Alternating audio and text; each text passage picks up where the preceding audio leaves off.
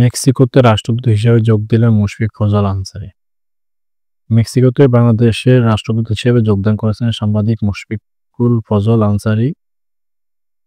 Senior সচিব পদমর্যাদায় রাষ্ট্রদূত হিসেবে কর্মস্থলে যোগদান করেন পরে একটি ছবি সামাজিক যোগাযোগ মাধ্যম ফেসবুক পোস্টে করেন তিনি। পোস্টে তিনি লেখেন, নতুন কর্মস্থলে খতমদের। এর আগে গত 21 অক্টোবর জনপ্রশাসন মন্ত্রণালয়ের চুক্তি ও বৈদেশিক নিয়োগ শাখা থেকে জারি করা এক প্রজ্ঞাপনে তার নিয়োগের বিষয়টি নিশ্চিত করা হয়।